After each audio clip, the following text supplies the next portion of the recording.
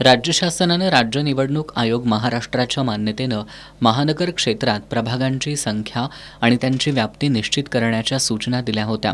त्यानुसार कोल्हापूर महानगरपालिकेच्या वतीनं आज प्रारूप प्रभाग रचना प्रसिद्ध करण्यात आली आहे।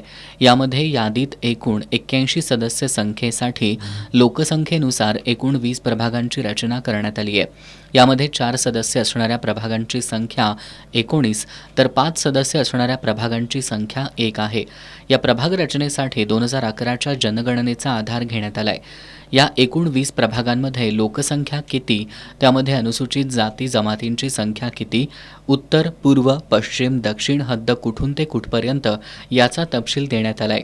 जाहीर करण्यात आलेल्या प्रभाग रचनेवर नागरिकांच्या काही हरकती किंवा सूचना असतील तर त्या दाखल करण्यासाठी 15 सप्टेंबरपर्यंत मुदत असल्याचं अतिरिक्त आयुक्त रविकांत अडसूळ यांनी सांगितलंय।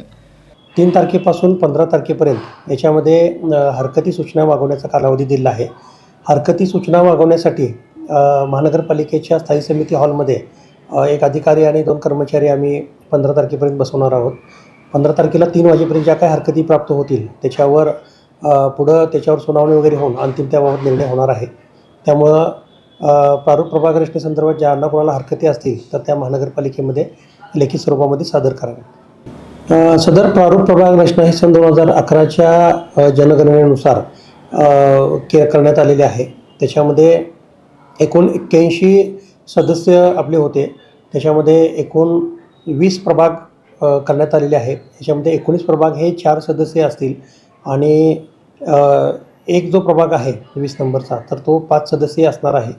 त्यामुळं सरासरी लोकसंख्या ही 27,000 देण्यात आली होती। त्याच्यामध्ये प्लस मायनस 10% मर्यादेमध्ये राज्य निवडणूक आयोगाच्या मार्गदर्शक सूचनांच्या अनुषंगानं करणं अपेक्षित होतं आणि त्या मर्यादेमध्ये आपली प्रभाग रचना झालेली आहे। आज प्रारूप प्रभाग रचना जाहीर झाल्यानं आता राजकीय घडामोडींना वेग येणार आहे। दरम्यान काँग्रेसचे शहराध्यक्ष सचिन चव्हाण यांनी महानगरपालिकेची प्रारूप प्रभाग रचना चुकीच्या पद्धतीनं करण्यात आली असेल तर त्यावर आक्षेप घेण्यात येईल असं सांगितलंय।